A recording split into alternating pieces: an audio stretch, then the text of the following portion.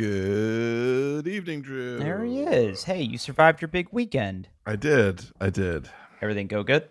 Yeah, yeah. Uh Still tired. Uh yeah, still tired. Still Yeah, tired. I imagine. It's yeah. Um, how late did you have to be there? Were you there all Uh weekend or? I was in the office from uh Friday afternoon. I left Saturday afternoon, so I was in the office for a solid 24 hours. Went home, grabbed just an absolutely awful 2 hours of sleep. Uh, and then I was back at it Saturday. Uh, to get some sleep, and then through Sunday. So yeah, yeah. And then we've had little things throughout the week Oh, we've had to deal sure. with. So yeah, yeah. Yeah, I mean that's typically how that stuff went. Back when I was a part of that, Mm-hmm. Friday night, everything sort of kicks off. Sometimes Saturday night. Yeah. We would kick those things off, and we'd sort of be there all night. Some of the larger releases, we would be there all weekend, and then testers would come in on Sunday, and that's Yeah. about when I would tap out. Would be around Sunday morning, Sunday afternoon. Yeah. Well, I'm glad everything went good for you, buddy. What else is going on? That's it. It's work. Work, work, work, work, work, work, work, work. I hear you. How about you? I mean, I've got stories to tell, but we Okay. don't necessarily have to jump into that right away. Um, Not much on the dock this week. I think it's going to be a storytelling week. Okay, do it. I'm ready. Yes. Yeah. So first thing I wanted to sort of bring up, because I Mm-hmm. saw this sort of pass through Mm-hmm. my feed this week, is because Microsoft is going through this approval process to buy Activision Blizzard. Mm-hmm. There's a whole bunch of really interesting financial information out there. And what I thought was interesting was there was a disclosure that somebody found about how much money basically Xbox brings to Microsoft. So in terms of Mm-hmm. games and hardware, and more importantly to this discussion, how much Game Pass actually makes them. And I was surprised. I don't know if you read this or not. I was looking at it here this evening. It's not as much as I expected. Actually, I'm well, gonna be I honest. see. I was surprised with how much it was. Yeah, I figured it would be more. Their whole the entire the entire Xbox in 2021, the total revenues was 16.28 billion, Something like that. and Game Pass was 2.9 of that. Mm-hmm. So about 3.7 in hardware, and then 12.5 billion in games and services. I thought that would be smaller and Game Pass would be bigger. I don't know. Because that means for every dollar someone spends in Game Pass, someone is spending $6 on actual video game titles. And I mean, I don't know if I know anybody who buys games for the Xbox that's not on Game Pass, outside of a few things. But I yeah, still I don't know. well, what I think it is, and this is something that I sort of had to get over, is paying for subscriptions for things. I still think turns people off. I think people want to own a physical copy of a game. I still think people buy physical copies of games and put discs in trays. Personally, I mean, even though you end up installing most of the game anyway, I don't think people want to deal with the hassle of downloading it or dealing with a subscription. That would be my best guess if they're anything like me. Yeah. Now, just to compare it, in the same calendar year, Sony made almost 25 billion. Really? Yeah. I tried to find some recent Sony numbers, and I couldn't find any. Yeah. Yeah. See, that's interesting to me because I really don't know what but isn't that PlayStation Plus in general? Because wait a minute. Okay, time out. And this is Drew. And I'm not being like purposely dense here. I don't know how it works, but that's all of PlayStation. So that's comparing to the 16.28 billion Microsoft made. Well, yeah. I mean, I think Sony sells more consoles than Microsoft. Last generation, it was like 4-1 or something. It was ridiculous. Yeah.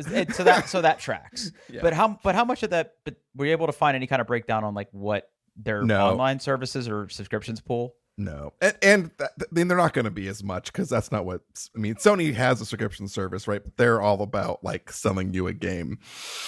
Yeah. And they just launched their what I forget what the name of it is, but there's PlayStation Plus, and there's different levels. It's named poorly. Yeah.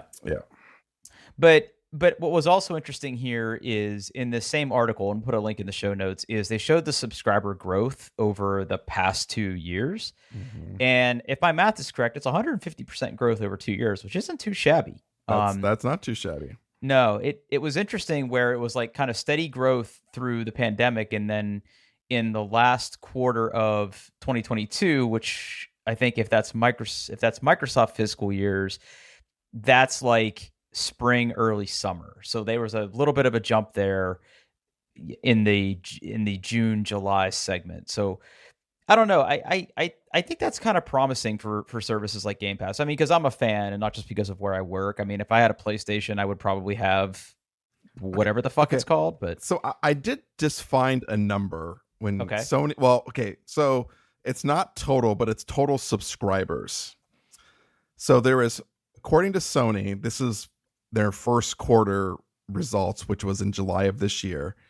They have 47.3 million PlayStation Plus subscribers.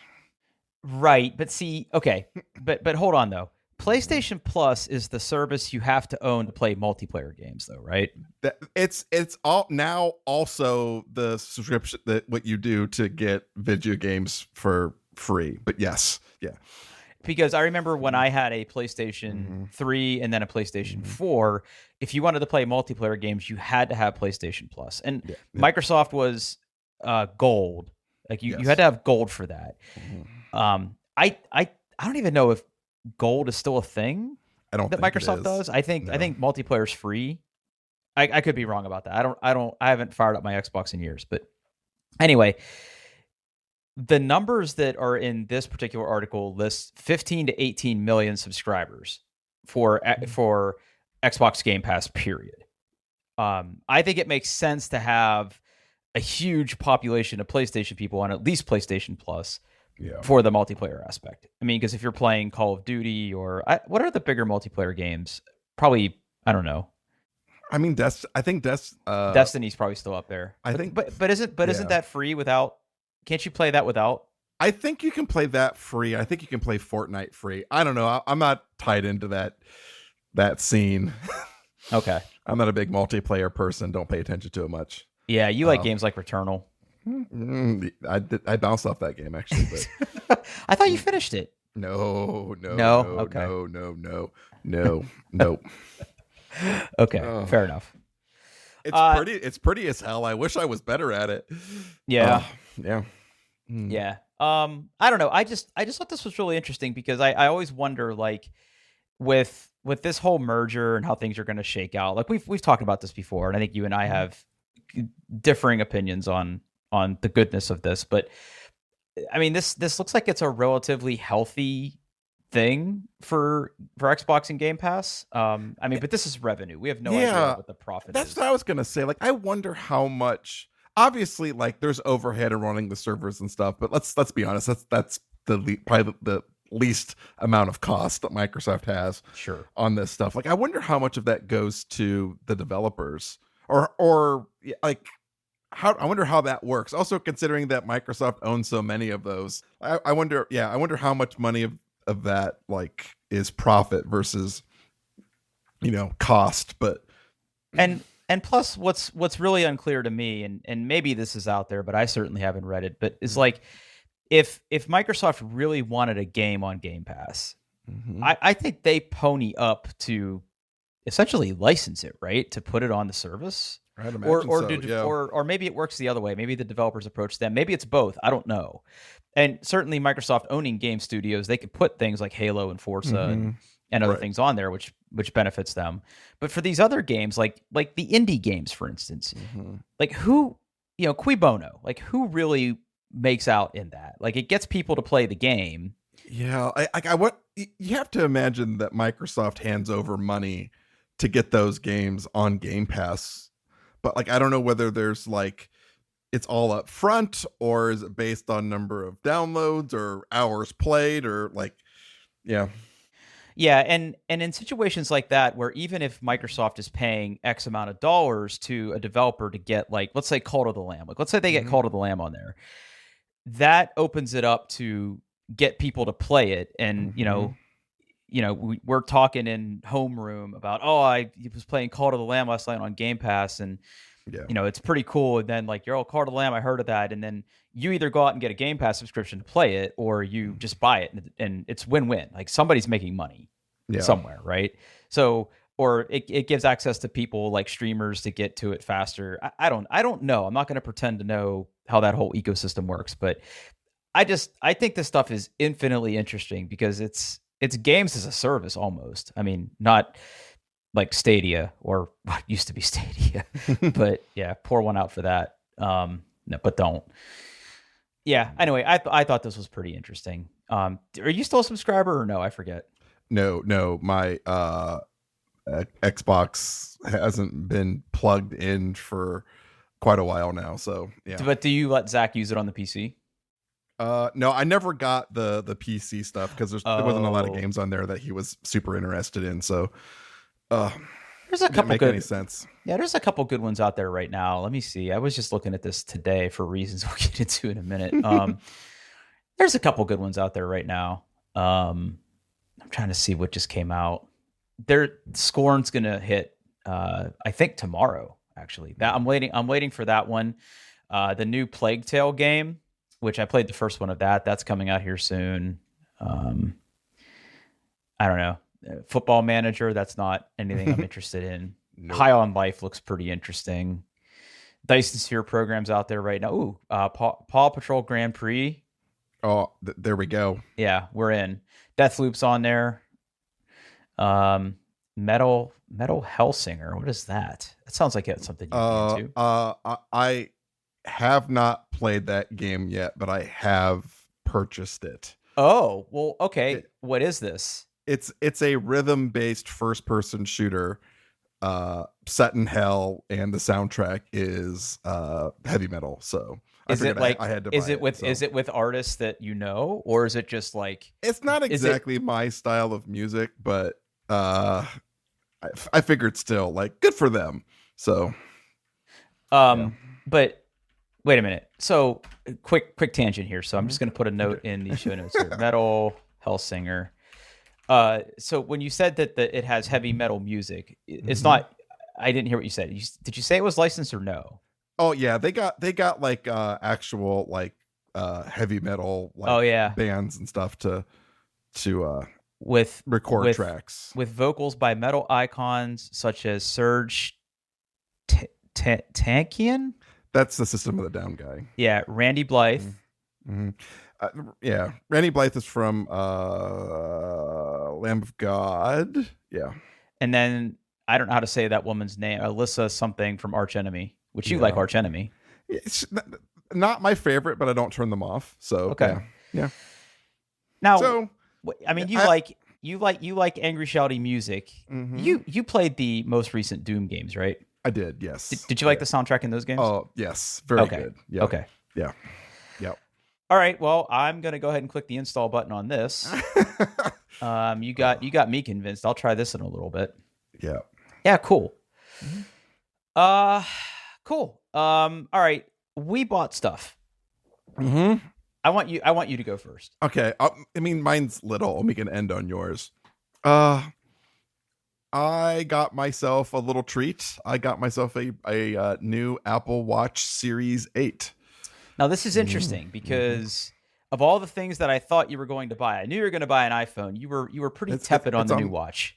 Yeah, but I bought one anyway. So here's what it is. Here's what happened, Drew. Here's what happened. Okay. My daughter picked the Starlight color for her new iPhone 14. And I remember you saying that you were enthralled by this. I loved the Starlight color. It's the color of the aluminum band on the outside. I absolutely loved it. Well, it turns out they make a Starlight Apple Watch. And I saw on the internet that Amazon had them on sale for like $50 off. And I was like, yeah, let's do it. And then it's on my wrist now. So the Starlight is the silvery gold, right? Yes. It's like a light gold. I'll grab a link. I should put that in beforehand. I'm looking at it right now. I really like the I don't know if the watch face is like that. It almost looks beige in the screenshots I'm looking at. Yes. In fact, they call that color Starlight. Okay. It looks like sand. Like it reminds me very much of sand. And then the highlights are brown and it has a really classy looking watch face on it. Now, is that exclusive to that watch face, or if I got a different okay. No, it's not. You can customize that. Yeah, you can make that watch face right now, if you wanted to. That's actually pretty damn classy. Well, okay. So your daughter got the Starlight. You like it. You bought it. You bought an Apple Watch with it. Does this watch fundamentally do anything different that yours currently does? Not. So it's not that much bigger, but the screen is bigger. Like I'm coming from a Series 6. Yeah. They increased the screen size on Series 7, and boy, does it make a difference. Woo! Now your previous watch was always on display too, right? Yeah. Okay, so that's not anything new you have to deal with. No. All right. Well, I have to ask because it's just as important. What wrist strap are you using? So right now I'm using the Starlight Sport Band that came with it. There is one downside to this watch, Drew. I always wear my Apple Watch. I always wear it. I have over the time I have purchased a collection of bands. A lot of sport bands from Apple because I like wearing those because they're comfortable. Then I also have some nicer bands like some Link bracelets and stuff that I would put on there if I had to dress up or something. All of my nice watch bands, like my Link bracelets, and I have like a knockoff Milanese loop or whatever it was. The dark colors don't really work well with it. So I may be in the market for like a silver. I think silver might look better with it as far as like a Link bracelet. So yeah, Apple does such a good job of showing you so many wristbands at once on here. Yeah, I really like the way that the Starlight aluminum case goes with the braided solo loop. Oh yeah, and the solo loop color that I'm looking at is it's beige. Yeah. It looks really good. I mean, even the contrast going to like the midnight also looks very, very good. Black Unity is interesting. Oh, look at that. That's pretty. Yeah. But the beige is very sharp. Hey, green I could hit or miss. Blue is a no. The beige is mwah. I really like the look of that. And I can't tell because I've never had one of these on. Is it like nylon? Oh. Yeah, I've never had one of those. So recycled yarn. Recycled yarn and silicone. Oh, there you go. That's interesting. Okay, so good for you, man. So what happens to your old watch in this situation? I believe my son is going to claim it. So okay, I didn't know because you bought it from Amazon, so I was going to rule out a trade-in. Well, I could send it into Apple just by itself, but yeah, I think Zachary wants it. Which the downside there is his wrists are smaller than mine, and I don't have a lot of selection in small to medium or the small sized watch bands for him. So we may have to order him something. But gotcha. Yeah. Gotcha. And you said you went with the 45 or the 41? The 45, the big one. Yeah, big boy. Yeah. Oof. That's a big boy. My fancy watch is only I think 41 or 42, and it's big on my wrist. So I can't imagine what a 45 would look like. Holy shit. Yeah. That's got to be a big ass display. It's nice. I like it. I mean, it's not any bigger than my previous watch. It's just there's the bezels are shorter, smaller, so the screen's a little bigger. And like in photos, it really doesn't. You really can't tell the difference. But man, like text is just like, pops, huh? it's just yeah. It's just a little bit bigger, but it's just bigger enough that everything is easier to read. It's touch targets are easier to hit. Mm-hmm. Yeah. It's good. Awesome, good. I dude. like it. I like Awesome. it. And Very happy. and they already had these on sale. These just launched, I thought. Yeah, they did. I just happened to see that. Yeah, I think I got it for. Hold on. Let me go into my Amazon orders. Apple. What? Scroll down. We've ordered a lot on Amazon recently. Yeah, I got it for $379, which I think is like $50 off. So wow, yeah, that's not pretty. It's pretty good for. I mean, it's still on sale for that price right now on Amazon. So there you go. The list price is $429. It's on sale for $379. wow. Ooh, but now you can buy it on sale, but they don't have a lot in stock. Usually ships within 1 to 2 months. Oh, you can buy the red one. That's people. That's the a statement. The red. Yeah, that's a statement. Woo! I'm not here for that. I'm not here for that. Yep. Cool. Well, let's talk about something that I bought. Yeah. You spent some money. I did. I tell me about the whole. I want the whole experience, Drew. The whole experience. Okay. So we've talked about this. So we're recording this on a Thursday. Yesterday was October 12th, which was new NVIDIA graphics card day. It was the official launch day of the new 4090. Mm-hmm. And now that's the only video card in this series that's out right now, right? It's the 4090. Yeah. There's no none of the 4080s are out or anything. Yeah. So to set the stage a little bit, right? This is the brand new flagship King of the Hill. Pull out all the stops, and my God, the performance on this thing is stupid. Again, I'll get there. This is NVIDIA. What I imagine is probably their last hurrah in just seeing how many watts they can pump through somebody's computer.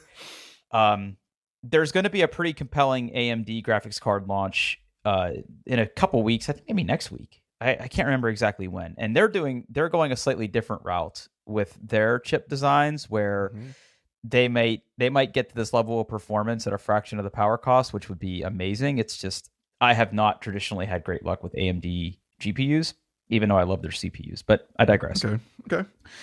So we've talked about, on Drew's Computer Corner Lite about there's all sorts of upgrade options out there right now. The new AMD CPUs came out a couple weeks ago. You have the big NVIDIA launch as of yesterday, and then or was it Tuesday? Was it Tuesday or Wednesday?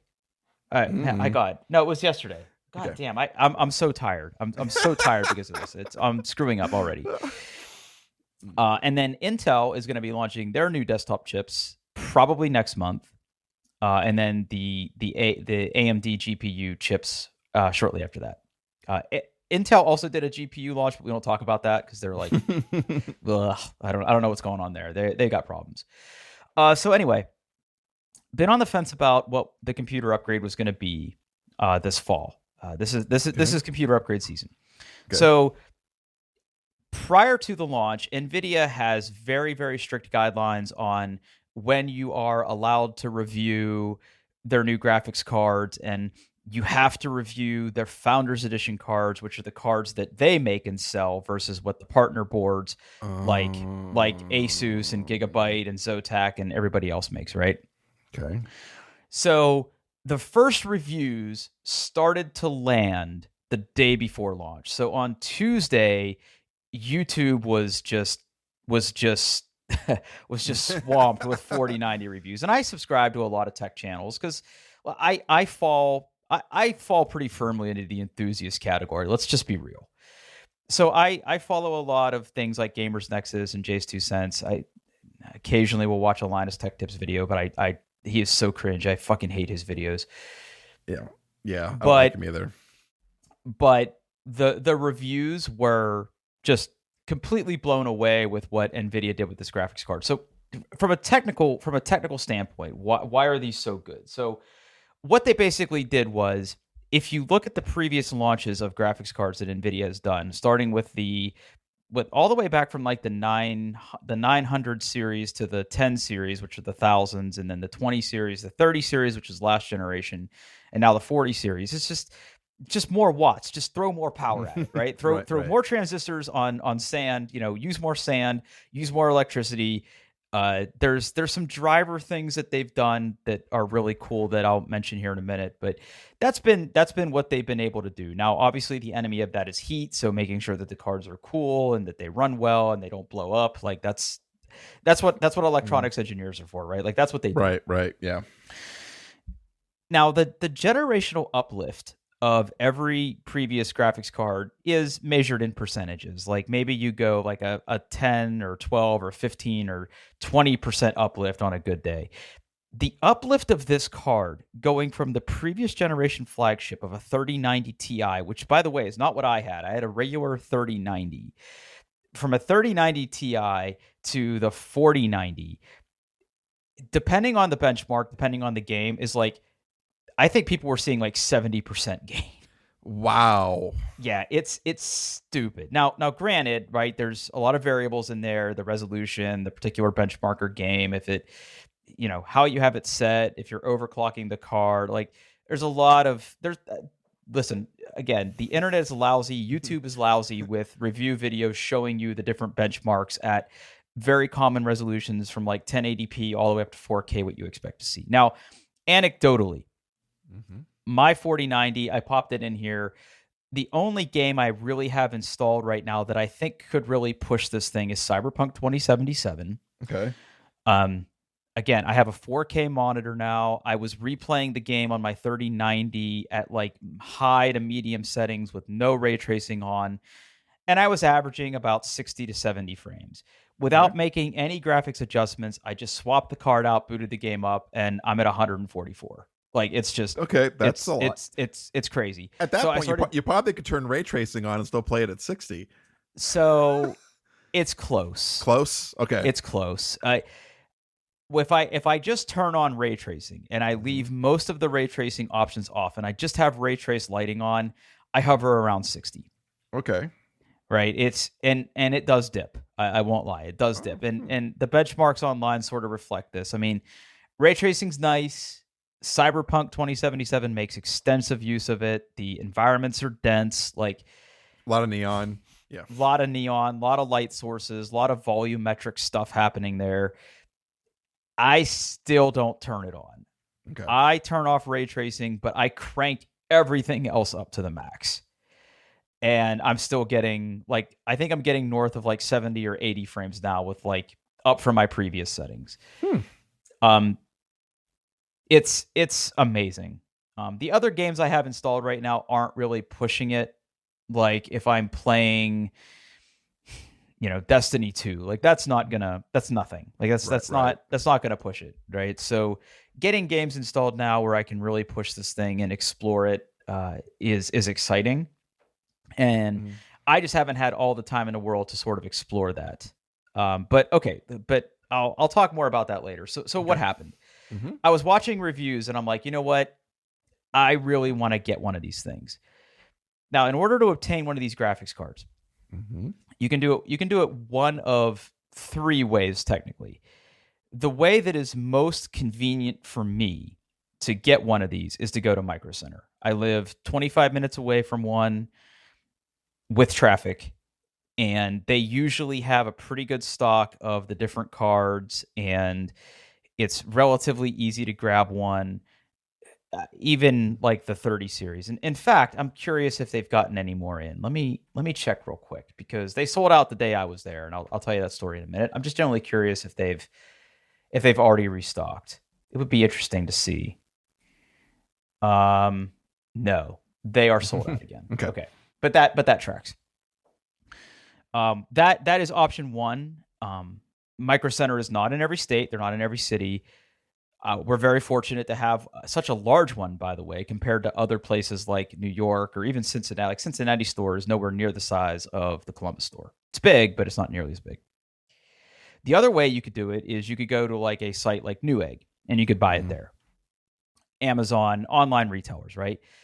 And that will let you buy a partner board. Now, again, NVIDIA also sells these things, but the only way you can buy those is through Best Buy. Best Buy is the only retailer that will let you buy what they call a Founders Edition 4090. And the Founders Edition 4090 is like the canonical card. It is the card built exactly to NVIDIA specs, no factory overclocking, very to little to none RGB, right? Like no crazy designs or like tasteful, gamer aesthetic.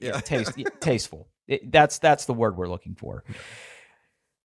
NVIDIA used to sell them directly on their store, but if the previous generation taught us anything, is that NVIDIA found out that e-commerce is hard and they weren't able to prevent bots and scammers and scalpers from basically ruining it for everybody else. And I'm not going to pretend that Best Buy didn't have similar challenges, but they're a retailer who has been able to successfully scale to the levels of handling Black Friday in e-commerce, so they've got it figured out. Right.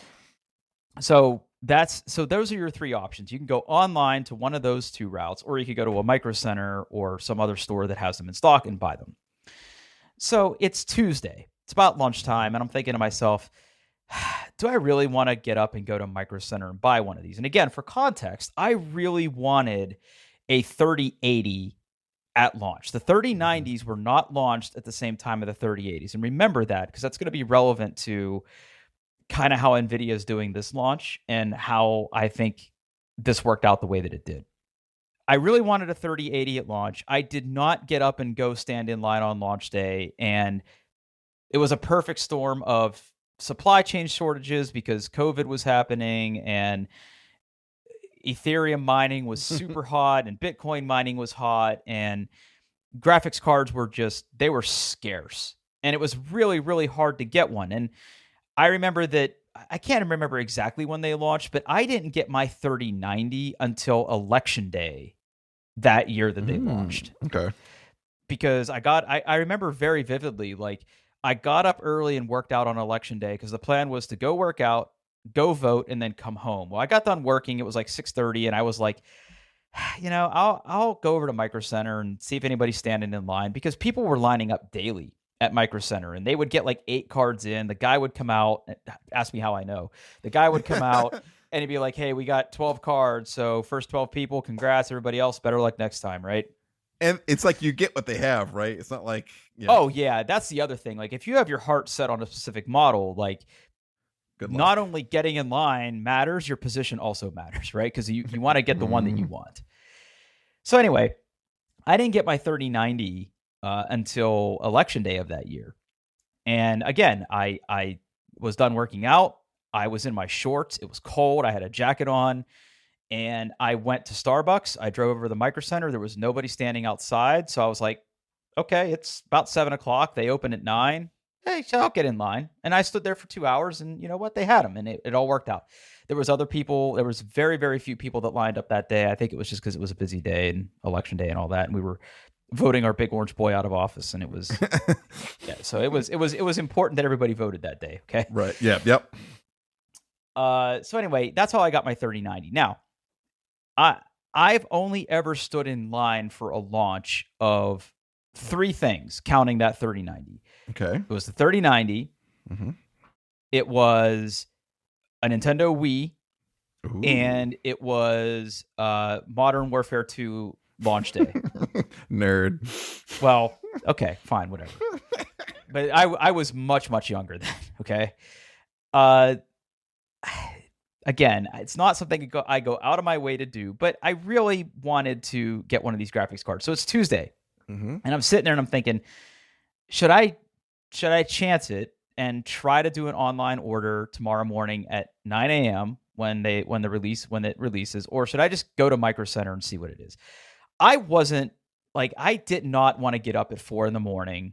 and drive over there. So I sort of was figuring it out. I was like, okay, let's be realistic about this. This is at a minimum a $1,600 graphics card. Mm-hmm. Again, that's where they start. the MSRP of some of the partner boards, especially the one I bought, is well above that. And I had a very particular model that I wanted. Now, Microcenter did something interesting. 2 days before their launch, they put a big banner on their website saying, we're going to have 4090s.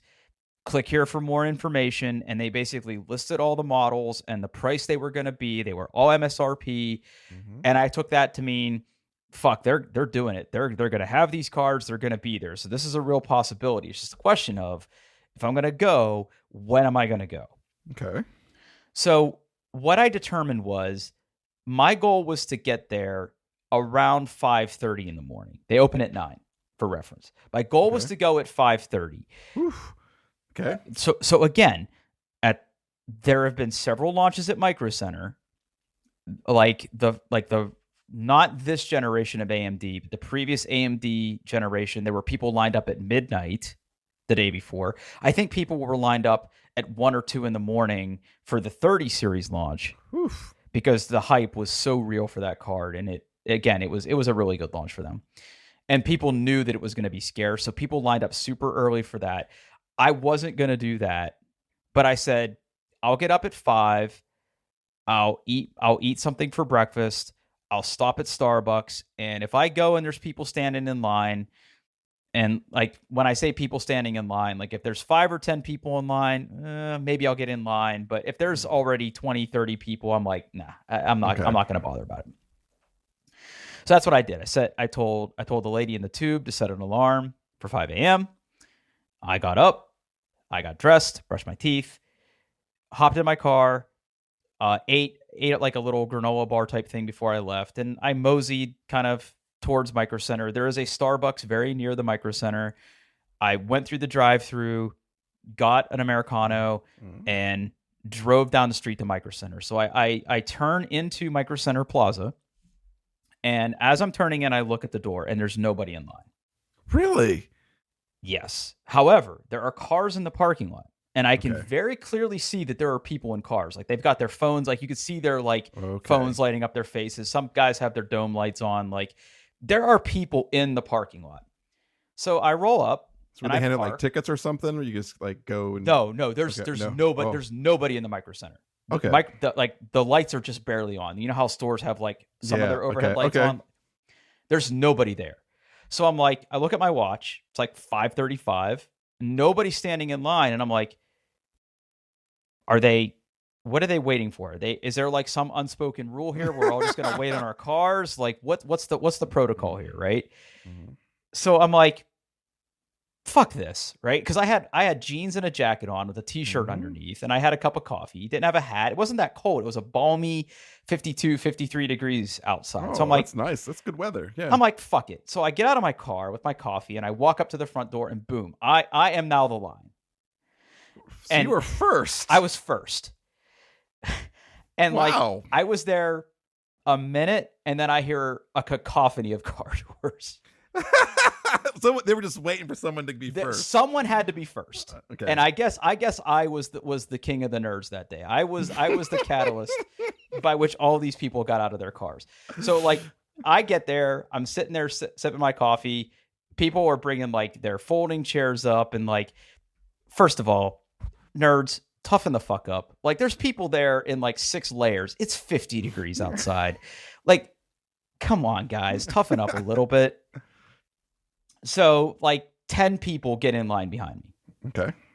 So for the first 30 to 45 minutes, and like I just have my phone and my AirPods, and like I say hello to people, and people are generally pretty nice. Like one guy brought coffee for everybody. Oh. Which was either really, really nice or super devious. Like you sort of spike that with a laxative, and suddenly you could be the first person in line. I'm not saying that's what I would do, but people were everybody was pretty upbeat. Everybody was pretty excited. And like I just put my AirPods in, and I was watching like YouTube videos and just kind of surfing TikTok and stuff. And the line sort of steadily grew from the time I got in line with 10 people that were originally there. Like people kept pulling up and getting out of their cars and hopping in line. And that's just sort of what happened for the next, what was it? Like 3.5 hours is what it was. And honestly, like, time kind of flew by. Like, I watched a couple really long YouTube videos, like on Bald and Bankrupt, and I didn't need a chair because there's a bench right by the door, and I was there first. So you got the bench. I got to sit on the bench.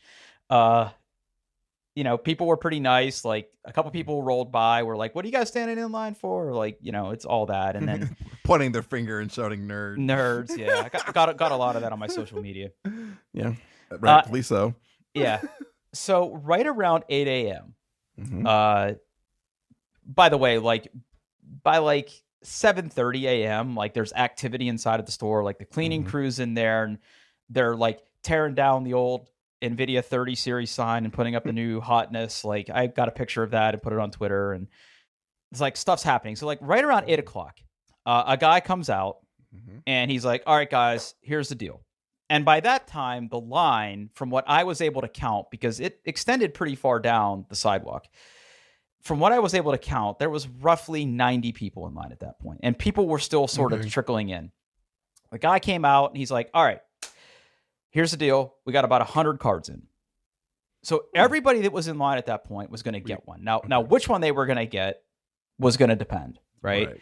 But everybody in line at that point was going to get one.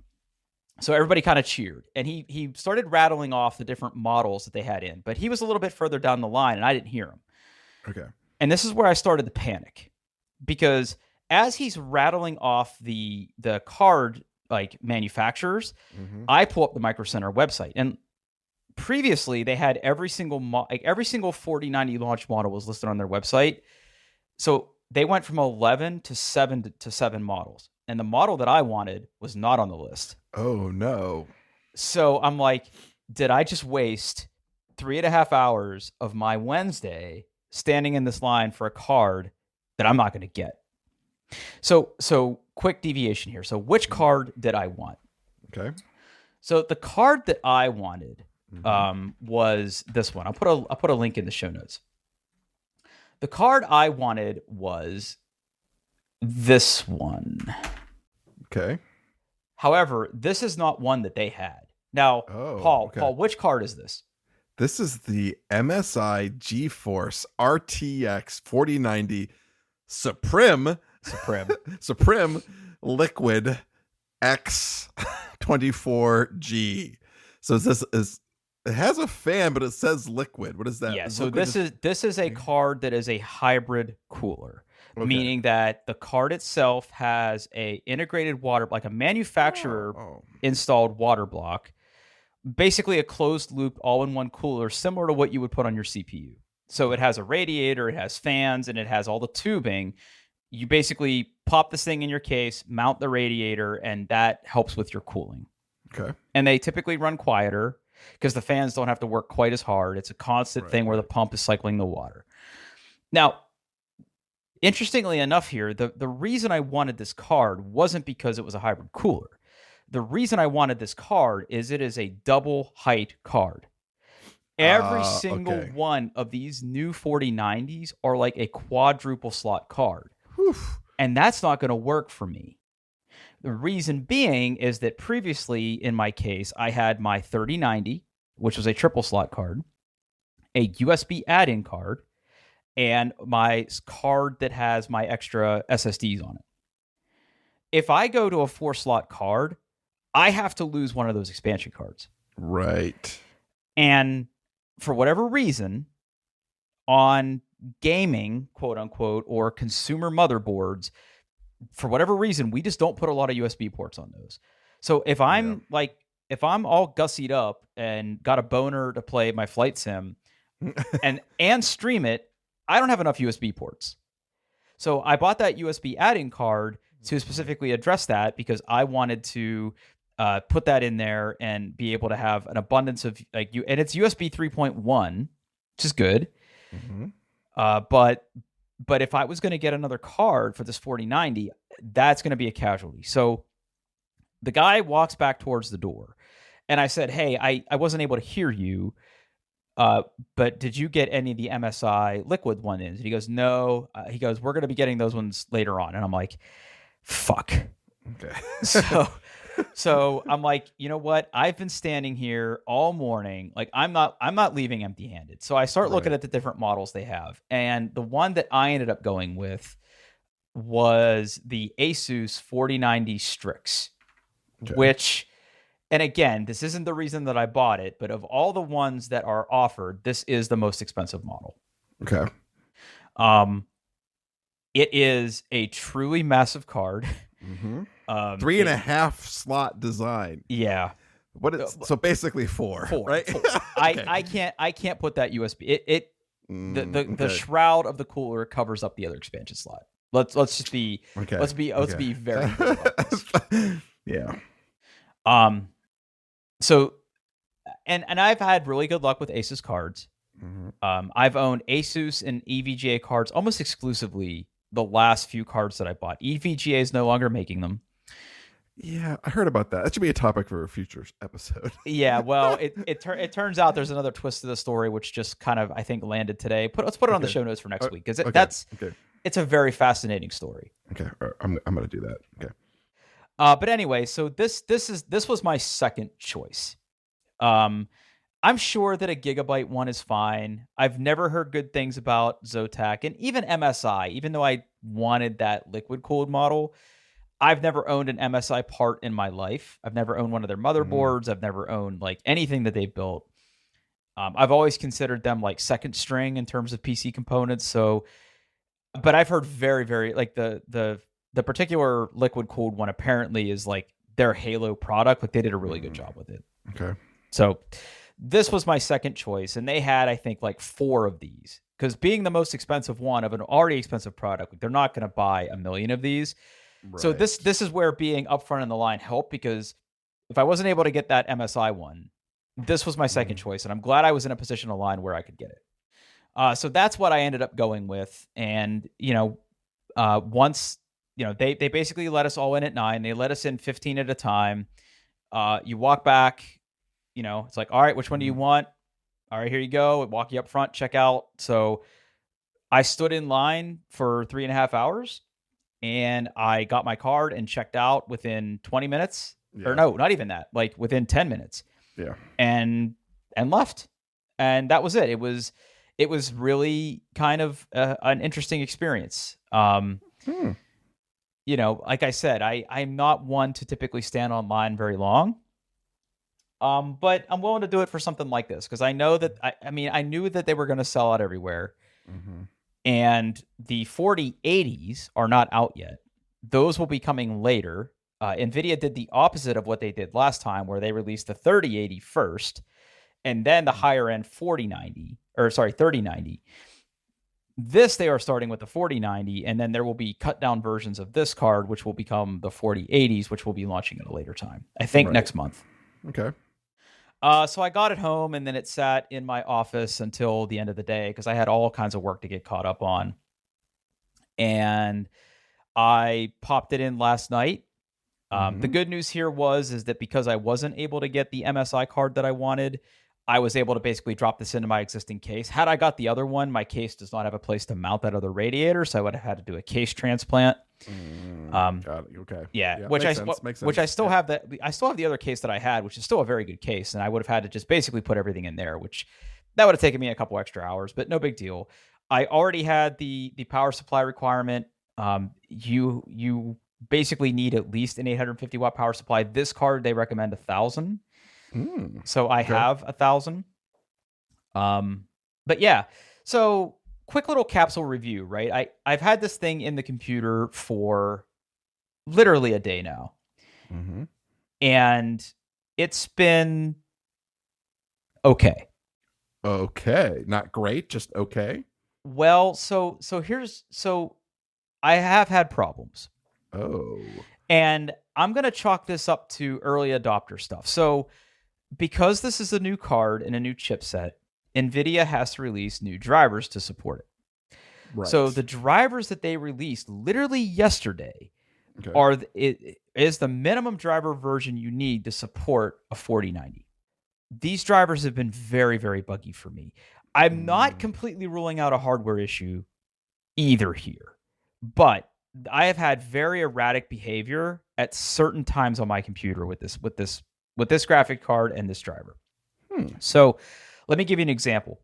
So popped in the card yesterday, connected all the power supplies, which these cards have a new power supply connector, which basically goes from like I think it's a 12-pin power connector with like extra little bits on it. And unless you have a new power supply that is aware of this plug type, NVIDIA gives you an adapter that you plug into the card, and it basically splits off into 4 power connectors, which you then have to connect to your power supply.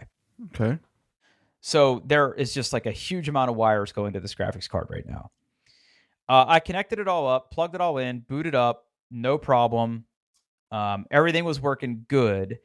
And then I played Destiny last night. I fucked around on Cyberpunk for a little bit, and everything was working fine. So what I did last night is I shut down my computer. Now, of course, when we shut down computers these days, they don't really shut down. They go into like a soft power off state. Came downstairs this morning, got to work, and then right around lunchtime, I turned my desktop back on. Because I mostly work on my Mac. I turned my desktop back on around lunchtime today, and like it booted up, and I saw the UEFI BIOS like Asus Republic of Gamers thing show up on my monitor, and then it got to the point where it started doing the little spinny disk to load Windows, and then the screen blinked like it always does, like, hey, I'm getting ready to show you your real resolution now, but then the screen never came back. Ooh. So like both of my monitors were blank, and I'm like, okay, something's confused. So I unplugged the display port from the graphics card, plugged it back in, nothing. Turned off the monitors, nothing. Unplugged the monitors because sometimes like the monitors get confused, nothing. So I was like, okay, this isn't cool. So I held down the power button on my computer, powered it off let it shut back down. Because what's really happening here is like, even though I can't see anything in my monitors, I know it's sitting at my lock screen in Windows, right? Like that's where it's sitting. Right. Yeah. So I hold down the power button, which again powers it off. I wait like 5 or 10 seconds, power it back on. Same thing happens. But again, the BIOS screen comes up fine. Like the video card is putting out a signal. Right? Exactly. Yeah. It's not like the video card is not posting. Yeah. So I'm like, okay, this is very weird. So I power it off again. And then I go around the back of the computer and I flip off the power supply. Right, I'm gonna force basically it out of its soft off power off state. I'm gonna cut power to the entire system. So count to 10 in my head, flip the power back on, boot it back up, comes up fine. Very, very weird, right? Yeah. So I'm like, okay.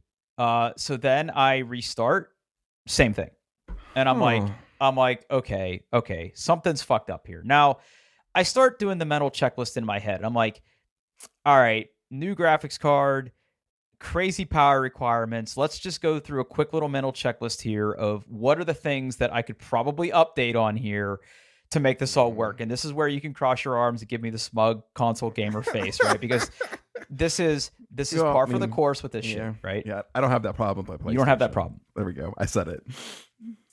So I go to my motherboard manufacturer. I get the latest BIOS version. I'm like 3 versions behind or whatever. Okay, fine. So I flash my BIOS. Like I find like the latest Intel chipset drivers. Like I update all of that. And like in the process of updating the chipset drivers, like the monitors go blank. I'm like, fuck. All right. So something obviously isn't right here. And I'm like thinking to myself, okay, my lunch break's almost over. What I'm going to do is I'm going to make sure that I got everything. I booted into safe mode. I copied a bunch of like code that I've been working on in my spare time and like some save games and shit off of my C drive. And I'm like, fuck it. I'm just going to reinstall Windows. We're going to do a fresh install of everything. Like it's fine. Like I haven't done this in a while and I was planning on doing this anyway. So I'll just do a fresh install of Windows. So interestingly enough, right, the Windows installer boots up fine, installs Windows fine. All the restarts are fine up until I go to install my graphics driver. Install the graphics driver. As the graphics driver is installing, screen blanks out. Okay, so I'm like this, and like I can't roll back to a previous driver because it doesn't support it. So like I'm stuck with this buggy ass driver, And this, to me, this completely smells like a driver issue, because there's other little Yeah. weird things that I've been reading about all day, like on forums and stuff. Like Windows supports like advanced GPU scheduling. Well, like if that option is turned on with this driver, your GPU runs at 100% just in Windows. Oh. I mean, the fans aren't spinning. I think it's some kind of bug. Like it's not reporting correctly is what I think it's doing. Okay. But it looks weird. So I don't know what's going on there. Other people have reported this weird like blank screen bug. I'm not really sure what's going on here. But like right before this call, like I booted in fine. I opened up my case after work today, and like I double checked all my power connections and make sure everything was seated correctly. Like I don't think it's a power problem. I don't think it's anything that's like technically wrong with my card. I just think this driver's buggy as fuck. Because like I said, it gets a signal fine, but whatever Windows is trying to do with this thing, it is just not working out for it. Right. And like Cyberpunk, I can fire that up and I can play it and it's completely fine. I can play Destiny, it's completely fine.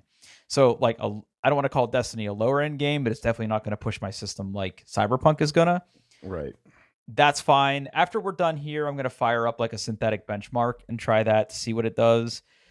I just think it's some weird ass display bug that is pertinent to either this card or this vBIOS or something. There's something amiss here that is causing this to freak out. I just don't know what it is. Now, I will say that I have one game on here that when I try to run it, the whole system just reboots.